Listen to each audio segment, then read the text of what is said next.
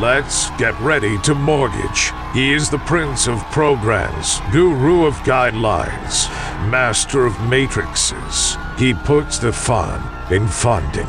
Please welcome Mark, Mr. Mortgage, I Tell. All right. My name is Mark Eitel, and you are listening to the Mr. Mortgage Show. And friends, you are in the right place. Sit down, buckle up. It's going to be a fun one today. We've got an awesome show lined up for you. But you're in the right place if you've got questions and you want answers. Not the headlines, but the data, the tips, the tricks, the strategies, and all the information that you need so you can go out there and make better real estate and mortgage decisions for you and your family. Guys, we do this each week right here. Same bat time, same bat station. I am joined as always by Jen, my lovely producer, who is standing by womanning the Anytime Hotline, and you can get your questions or comments on the air throughout the show by calling or texting 855-462-7292. That's 855-462-7292. That is the Anytime Hotline, and she'll get you on the air. If you are shy and you want to send us an email, just go to mrmortgageradio.com. That's mrmortgageradio.com. Scroll to the bottom of the page, click on that email icon, and you can shoot your questions over that way. She will read them on the air for you. But guys, as I mentioned, we have an awesome show lined up for you this week. I've been diving through the data. I've been reading the headlines, screaming at my computer sometimes and laughing other times. There's been some interesting data released this week all around housing and interest rates, and we're going to touch on that. The Atlanta Fed president had some interesting words on CNBC, and in a nutshell, he said they anticipate a holding pattern for quite some time, I believe were his exact words. I posted that to the Facebook group. If you want to check that out, go to mrmortgageradio.com and click on that Facebook link. Watch his interview yourself. It was quite interesting, but basically a lot of people have been beating the drum that interest rates are going to be sliding downward by the end of the year. And you've heard me say for months that I don't think that's the case, and he kind of reinforced it. In his words, they imagine holding for quite some time through 2024 and beyond. So anyway, I shared that to the Facebook page. Watch that for yourself. Let me know what you think. Drop some comments there afterwards and let me know your thoughts on that. But it kind of reinforces what we've been saying for quite some time. But that got me thinking, how many people are frozen, just turtled up, waiting for interest rates to help them make the decision? Guys, I think we've seen that housing prices, by and large, are surviving the higher interest rates. And for many, many reasons, guys, we talk about it all the time. Supply and demand. A lot of people don't want to sell right now because they have a small mortgage payment, a low interest rate, and a lot of equity. So there's just not a lot of houses coming to the market that are going to push prices down significantly. And we've experienced these rate increases now for well over a year, and the market is absorbing them because of that supply and demand equation. But back to my point, a lot of people are sitting on the sidelines watching the wrong data set to make their decision. And we talked about it last week. We referenced that movie Moneyball, which fascinates me because they built a baseball team looking at real fundamental data that no one else was paying attention to. And in my twisted brain, everything comes back to real estate and mortgages. And I just kind of related the Moneyball experience to the mortgage and real estate world. And if you missed last week's show, check it out at mrmortgageradio.com. We got a lot of positive comments about that whole Moneyball scenario. But anyway, so a lot of people are sitting this market out thinking that the rates are going to go back down. And I want to share a story, and this isn't my story. Guys, I've referenced Brian Stevens in the National Real Estate Post on the show a few times, and I really admire Brian. He's equal parts cynic and soothsayer. He's really entertaining. He always delivers a good show on YouTube. But anyway, Brian was sharing a story where he recently spent $3,000 to build a chicken coop because he was frustrated by egg prices. And that got me thinking, wow, how many people are sitting in a rental unit right now paying a high rent rate because they're frustrated by interest rates? And to use Brian's analogy, right, a $3,000 chicken coop got me thinking, wait, that's a lot of eggs, right? It's got to be a lot of eggs. So I went to the St. Louis Fed website, and guys, that's where all of the consumer pricing data, housing values, there's a lot of great data there. If you don't visit that site, check it out. Just Google St. Louis Fed or FRED, FRED, which is Federal Reserve Economic Data, FRED, St. Louis Fed, and it'll pop up. There's a lot of stuff on that website. But egg prices spiked with an average nationwide price of $4.80. Now, he's out in California, so let's round that up to $6. And it might be more if you go to some of the fancy grocery stores, but for this story, I'm going to use $6. So a $3,000 chicken coop with a $6 price tag on a dozen eggs. Guys, that's 500 dozen eggs. That's the break even on just the coop. That's no chicken feed, no chickens, just the coop. 500 dozen eggs. Well, guys, if you eat a dozen eggs a week, and that may be a lot for some or a little for others, 500 dozen eggs will last you 9.61 years at a dozen eggs per week. So are you doing that to yourself by waiting the market out because the interest rates frustrate you? Did you just spend 9.61 years worth of egg purchases to build the coop? Now you've got to go out there and buy the eggs. You got to buy the chickens, not to mention, man, who wants to clean a chicken coop and get up every morning and have to grab? Maybe that's your thing. I don't know. I'm a hillbilly, but I'm not a fan of raising chickens. We did that when we were kids. Yeah, and man, oh man, they're a mess. But anyway, I just thought that was interesting because sometimes we make our decisions based on frustration and emotion and not necessarily logic. And guys, I say it all the time, logic and emotion can't run the same brain at the same time. And I really look at a lot of people's decision making and see they're basing it on frustration. And housing, back to housing for a minute, you're paying rent unless you're in your mom's basement. And if you're in your mom's basement, guys, treat that lady like a queen.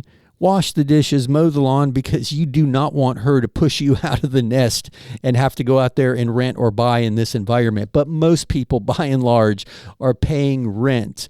And guys, if you could buy something for the equivalent of that rent payment, you should be building equity. And we've talked about it decade over decade since 1940 to 2020, because that was the data set available. Housing values have never gone down in 10-year jumps. So, you know, a lot of people I talk to say, I can't afford what I want, so I'm going to wait until I can afford what I want. Well, guys, you can't outsave appreciation, and we've seen that happen in the recent past, right? Housing values have appreciated faster than people could save up a little more money for a bigger down payment. So I think that's not the wisest decision making. I think we're just convincing ourselves. I'll go to the gym in February because in January it's busy. It's that kind of logic, and we just keep kicking that can down the road. So I really believe that getting that first house under your belt, whether you have to sacrifice that fourth bedroom, or maybe this one doesn't have a pool, or it's a townhouse instead of a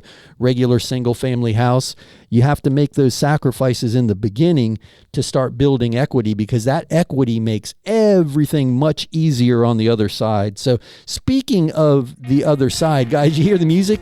You know what that means? That's my cue. We'll be back in a few. On the other side of this break, we're going to dive into the data and start taking your questions. Sit tight. We'll be right back.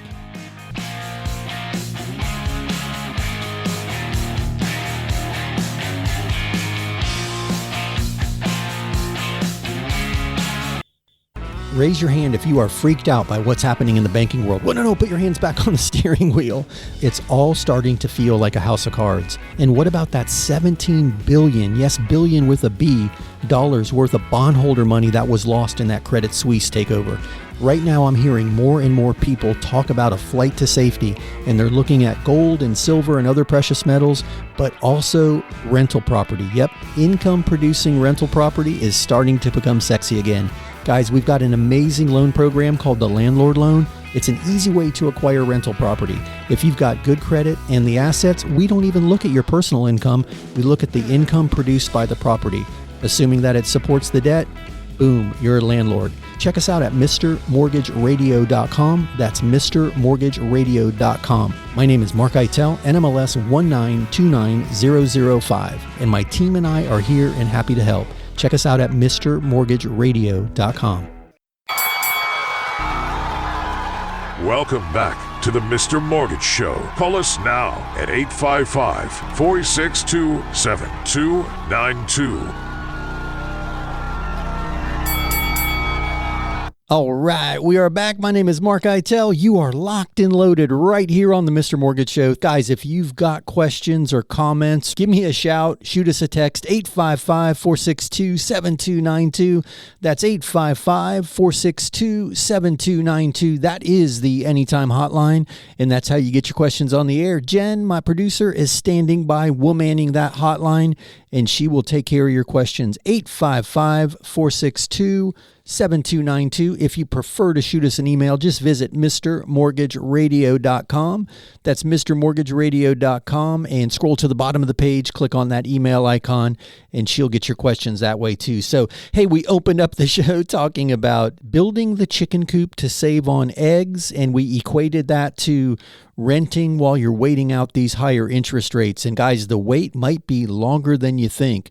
What's that old song? Waiting is the hardest part. Sometimes getting moving is the hardest part, whether it's diets, exercise, or just turning the news off and making the very best decisions you can for yourself with the data that's in front of you. That's what we're all about. We're going to do our very best to answer all your questions and give you the info that you need so you can make better decisions for you and your family in the world of real estate and mortgages. But hey, Jen, I see you back there busily at work with the board and the phones. Are we already getting in some questions? We've got questions and they want answers, Mark. All right. I like the sound of that. It sounds like we're going to have a good show, that we are locked and loaded back there. So let's get started. If you've got a question ready, go ahead and throw it my way. Let's see what we've got. Kim sent this one. I'm considering buying a small office building and the seller is offering to hold the mortgage. This may be a dumb question, but will I own the property? Like if I had used a bank? I hope that makes sense. Hey, Kim, that's actually a great question. That's not a dumb question, because we're seeing a lot of owner financing. When I say a lot, don't get me wrong, it's not, an overwhelming percentage of purchase transactions suddenly are owner financing, but because of the equity position that a lot of people have and where interest rates have gone to, some sellers are considering it, whether in this case like a commercial property or even with homes.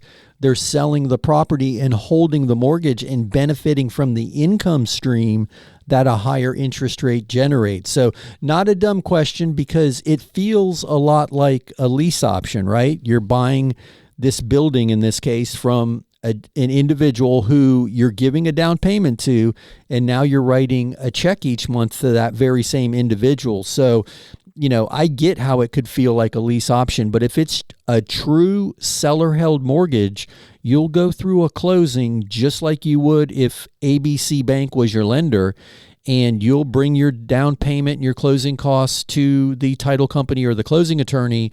The transaction will close. The deed will record in your name with the seller as a lien holder. That's typically how it works with a true seller-held mortgage. Now, we referenced lease options and rent-to-own, and that's a whole different animal, but the mechanism is very similar, or it feels similar, right? You give a down payment, you sign a lease. Each month you make a payment. In some instances, a percentage of that payment will go towards a future down payment when you actually execute the purchase option. But in a true seller financing scenario, you own the property, they have a lien position. Actually, that was a brilliant question. And guys, if you're curious about how that works for you, feel free to reach out. As I mentioned, a lot of people are starting to consider it as an option because, I was talking to a gentleman recently who is considering selling a property that's worth about $1.5 million.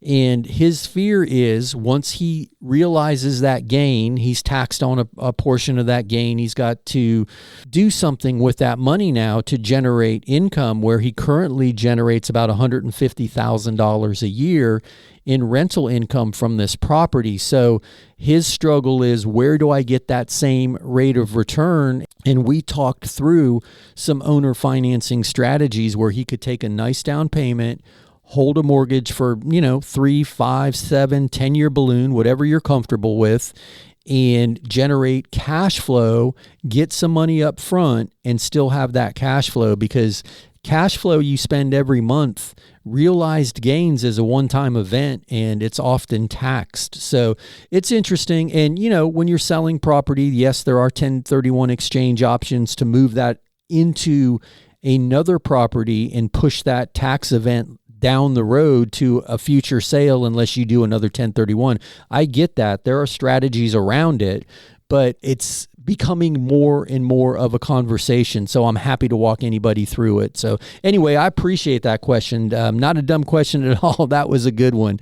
And a sign of the times, right? Because a lot of people are not really trusting the other investment vehicles out there, right? The stock market's up, it's down. We see what happens with banking. We've referenced it on more than one occasion, all that money that was lost in the Credit Suisse takeover. What was it? $17 billion worth of bondholder money. And you consider bonds a pretty safe investment in most instances. So holding paper as a seller is definitely an option to generate some cash flow. So interesting question. Let me throw it over to Jen and see if we can get another one in. Ashton sent us this. What does force-placed insurance mean? My insurance is being canceled, and I'm having a hard time getting a reasonable quote. The bank says they can do force-place insurance. Uh-oh. I bet they did say that. So it is exactly as it sounds. They're forcing a policy on you. So you want to do everything in your power to find a competitive quote before you get that force-placed insurance, because oftentimes the insurance company is a subsidiary of the bank and you're not getting the most competitive rate out there. So forced-place insurance is exactly as it sounds. They are forcing the policy on you because there are requirements for minimum insurance that must be carried. And if you can't meet it, they're going to meet it for you, but they're not doing you a favor by any means. It's going to be an expensive option, almost always more expensive than the most competitive rate that you can find out there. So keep hunting. Guys, if you need a good insurance referral, give me a call. We deal with a lot of insurance companies and we can give you a name and number. Maybe they can help, Ashton. I hope they can help. But yeah, keep hunting. You don't want to get stuck with forced place insurance, but they're not doing you a favor. They're meeting a requirement and it's going to cost you. But hey guys, you hear the music, you know what that means. That's my cue. We'll be back in a few. Sit tight on the other side of this break. We'll be back with more of the show and more of your questions. Sit tight, we'll be right back. So you think interest rates have gotten too high to refi? Well, not so fast. There are several reasons people refinance. Sure, lowering your interest rate is one, but there's debt consolidation, home improvement, unexpected medical expenses, pulling out some equity to go buy an investment property. Heck, I even know of one guy who refinanced his house so he could buy his mistress a condo. But let's jump back to debt consolidation for a minute. I'm working with a client right now. His name is Ben. He's going to refinance his house, pay off a host of credit cards, and 2 truck payments. And yes, his mortgage interest rate is going to go up, but his monthly expenses are going to go down significantly. And that monthly savings is going to get he and his family back on track. Guys, if you've got questions, check us out at MrMortgageRadio.com. That's MrMortgageRadio.com. My name is Mark Eitel, NMLS 1929005. I host the Mr. Mortgage Show, and we are always here and happy to help. Check us out at MrMortgageRadio.com. Welcome back to the Mr. Mortgage Show. Call us now at 855-462-7292. All right, we are back. My name is Mark Eitel. This is the Mr. Mortgage Show, and it is all about your questions. Guys, we're here to answer your questions and help you navigate this crazy real estate and mortgage market that we are in right now today. There are a lot of confusing headlines swirling around out there, and we've started off with some really good questions so far, and I am looking forward to diving into some more of those. Hey, but before we do, if you are out there and you've got a question or comment and you want to get it on the air, call or or text 855-462-7292. That's 855-462-7292. That is the Anytime hotline. You can call or text that number, and Jen will get you on the air. She is my producer extraordinaire. If you prefer to shoot us an email, visit MrMortgageRadio.com. That's MrMortgageRadio.com. Scroll to the bottom of the page, click that email icon, and you can shoot your questions in that way. And guys, if you are ever missing the Mr. Mortgage Show during the week when we're not on the air, check out MrMortgageRadio.com. There is a podcast link. All of the recorded versions of the previous shows go up there as a podcast. There's links to a lot of the data that we reference, Facebook pages, YouTube channels. There's a lot of stuff up there, but it's all at MrMortgageRadio.com. But hey, enough of the PSA. Let me throw it over to Jen for another question. Are you ready? Okay, what do we have? Lex wants to know, how long will a late mortgage payment stay on my credit? I missed one payment at the beginning of COVID. I need to sell and relocate, and am worried about my credit preventing me from buying. Hey, Lex, that's a brilliant question, brother. And usually it's you want to be clean for at least 12 months. No late payments, no missed payments. Now, you said you missed one payment at the beginning of COVID. So obviously more than 12 months ago, because, man, can you believe COVID-19, right? This is now 2023. Man, that's the guest that never left, right?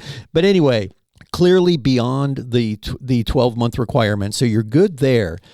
But one thing I want to caution you, and I've seen this happen to people before, is you'll miss January's payment, for example, and then you'll make a payment in February. Now, you think that you've caught that late payment up, but really that payment gets applied to January.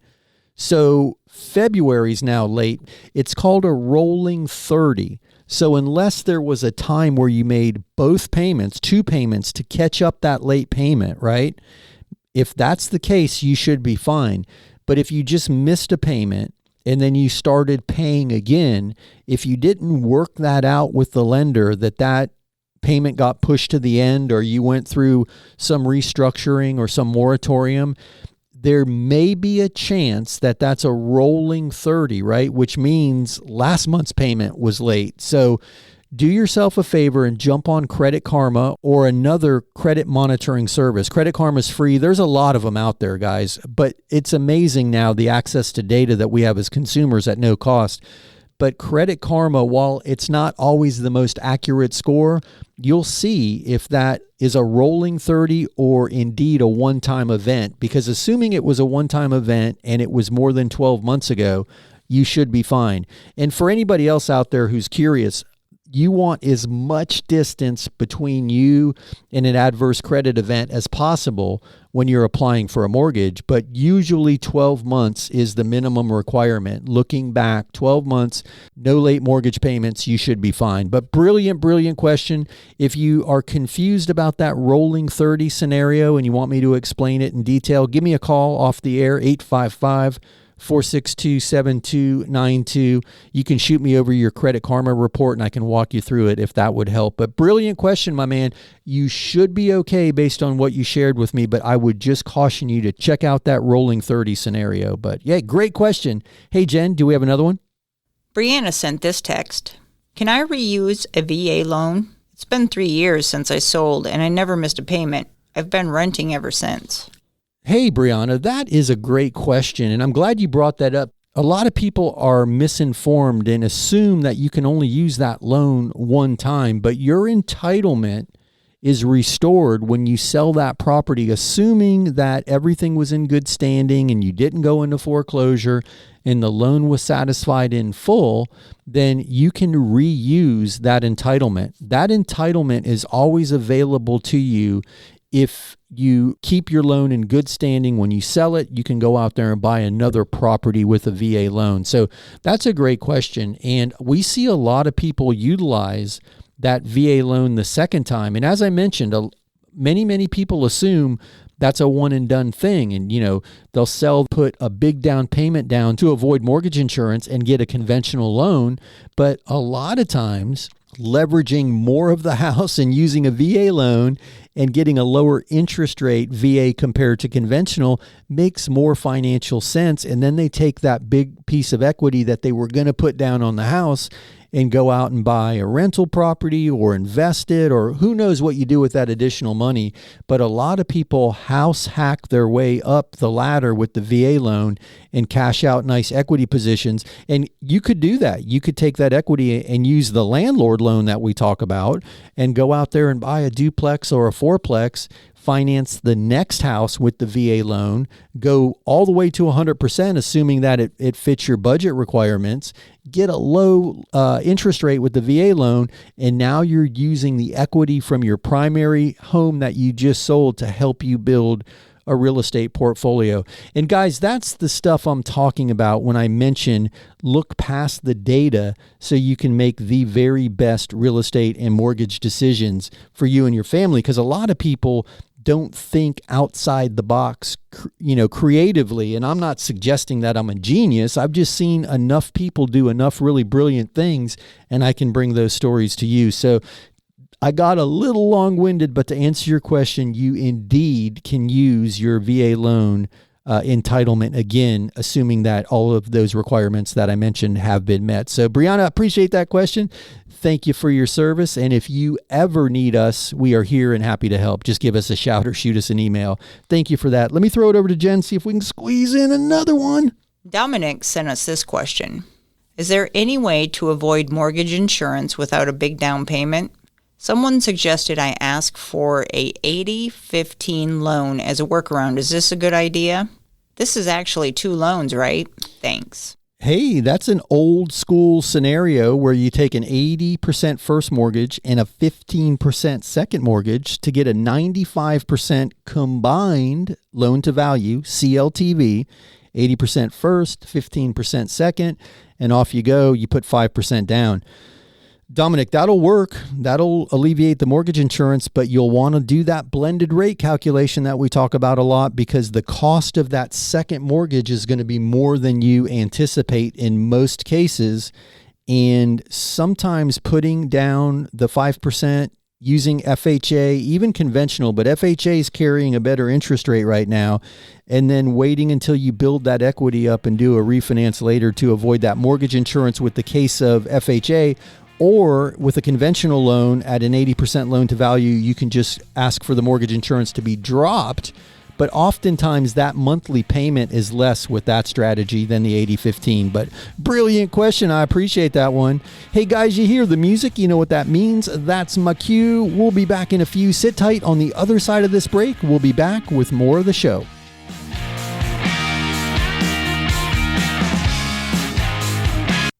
Let me tell you a little story about a man named Jed. Well, this is not a story about Jed, but it is a story about Mary.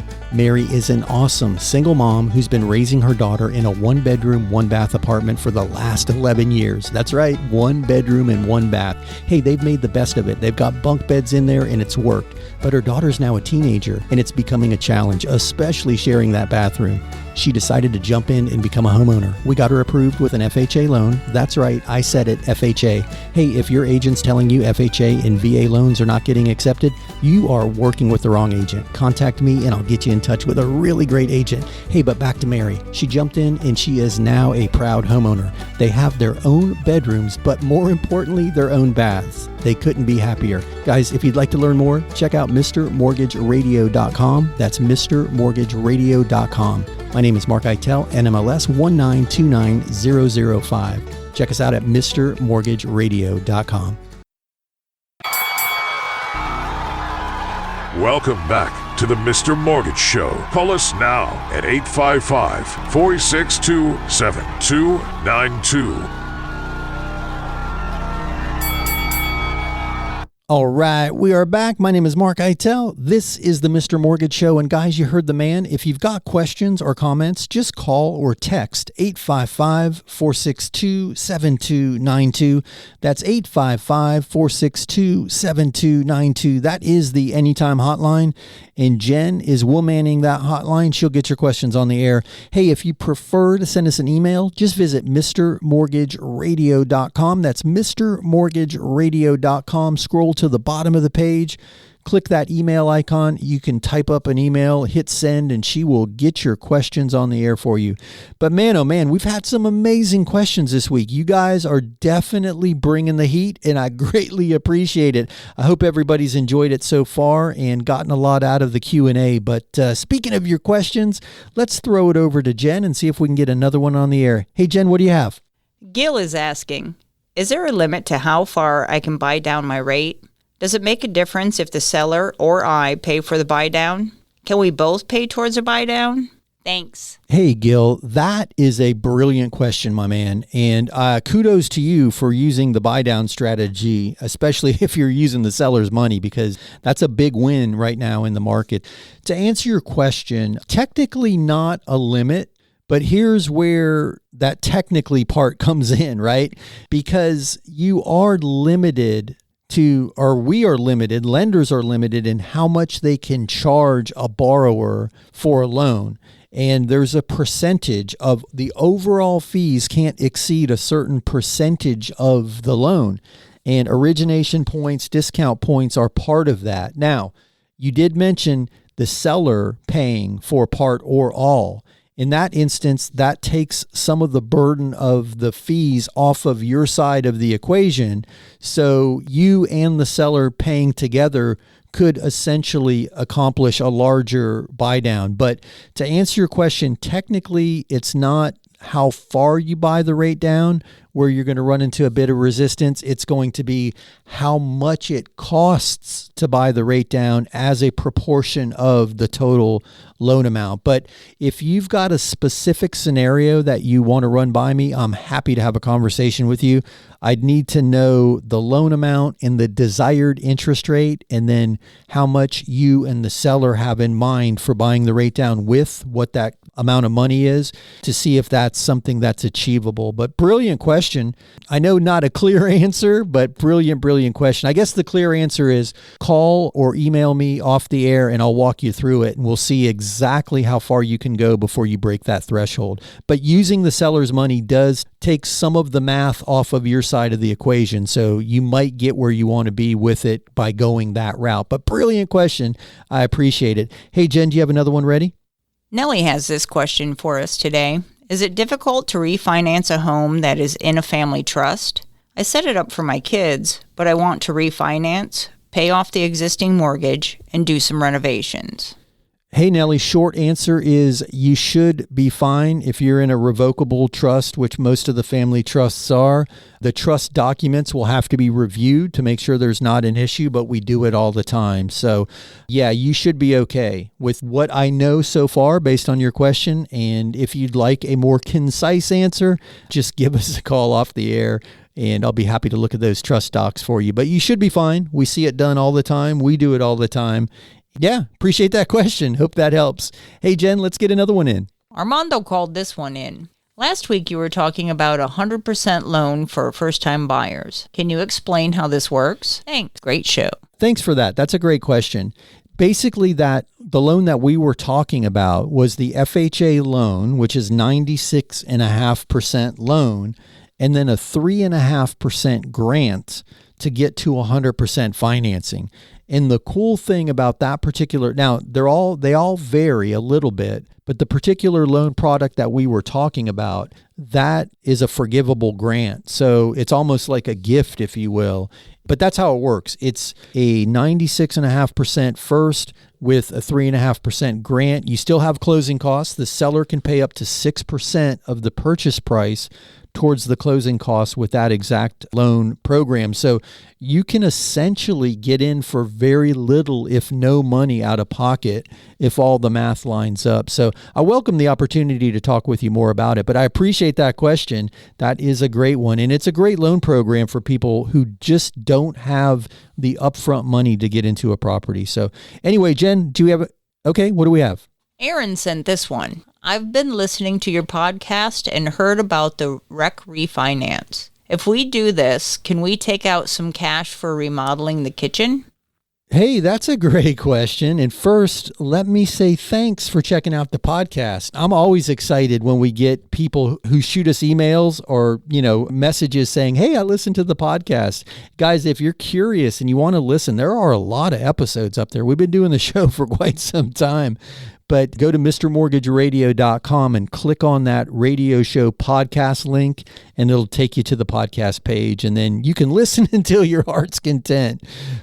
Did I forget the question? No, I remember the question. I almost forgot the question.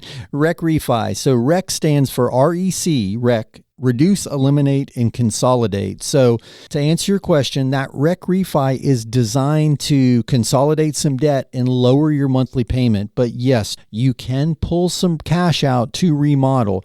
But keep in mind, you want to stay at 80% of the value of your property or less with the new loan amount. But we're seeing more and more people every day who are locked into their home because of the interest rate, right? They're not selling and going anywhere. So they're using either an equity line strategy or, in this case, a cash out refinance. And you can do it as part of the REC program to pull some cash out to do some renovations because you're staying put and you're utilizing the equity to make the house what you want. And we're seeing it a lot, guys. I had a conversation with somebody the other day who really wanted an extra bedroom and a pool, and they decided that they were going to do a cash out refinance and put a pool in and close the patio in and make it a home office. So brilliant question, and I hope that answer helped. And yeah, as I mentioned, we are seeing more and more people capitalize on the equity position that they find themselves in, and the inability, if you will, or the lack of desire, rather, I guess is a better way to say it, to move and incur all of those costs, a higher interest rate, a higher sales price, a higher tax base, when they have almost what they want now, and they're just pulling some of that equity out and making that home the sweet home that it could be. So anyway, Jen, can we get one more question in? Beth sent this email. Is that 100% loan you talked about available in Virginia? How do I get more information? Hey, thank you for that. Yes, it is available in Virginia. Actually, I believe it's available everywhere we are, which is everywhere but New York. And as I mentioned, there are a few varieties of that loan program. So that 100% program, I believe, is nationwide, and we have utilized it in Virginia as well as many, many other places. And hey, guys, in addition to that, there's a new conventional loan program that just rolled out with a 1% down payment requirement. So a lot of people are challenged, not necessarily by making the monthly payment. We're seeing credit scores not always the issue. The down payment is a lot of times the hurdle, if you will, that people are bumping up against. And some of these more creative programs, these grant programs or this 99% loan can be the workaround. So I appreciate that question. But to answer it, yes, absolutely available in Virginia. Second part of your question, just reach out to us. 855-462-7292. You can call that number anytime. As I mentioned, when we're not on the air, that pushes over to the office. We'll jump on a call with you and walk you through it. Or check out mrmortgageradio.com, and there's a link there that says new applicants start here. If you click on that, you can go right to the loan application. But I encourage you to call us first. I'd love to have a conversation with you and see if there's anything that we can do to walk you through it, get you comfortable with it. We can do estimated closing costs and payments and all of that stuff for you. So brilliant question. I certainly appreciate it. Uh-oh, guys, you hear the music? You know what that means? We have wrapped up another week of the Mr. Mortgage Show. Time certainly flies when I'm sitting behind the mic. I enjoy spending some time with you each week. Thank you for being here. If you need us during the week, 855-462-7292 is the Anytime hotline. And easier than that is mrmortgageradio.com. That's mrmortgageradio.com. Guys, have an amazing week. We'll see you back next week right here. Same bat time, same bat station.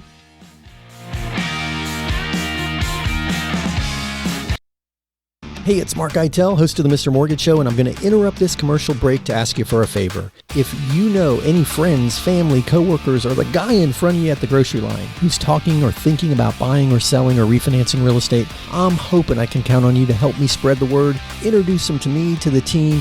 You can do that by simply sharing MrMortgageRadio.com. That's MrMortgageRadio.com. Guys, it's Mark Eitel, NMLS 1929005. Now, back to the commercials.